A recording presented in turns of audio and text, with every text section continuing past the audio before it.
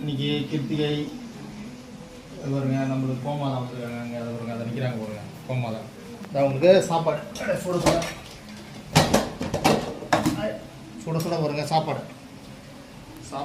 Ready பண்ணியாச்சு.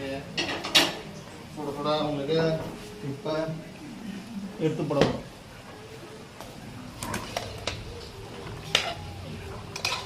பாருங்கள், இன்றைக்கி சாப்பாடு சுட சுட.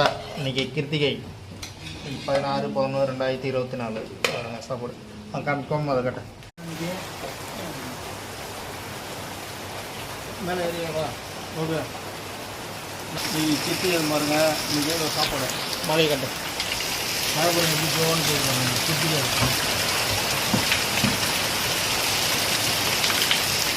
ஊற்றி அப்புறம் இன்றைக்கி மழை பெய்யுது.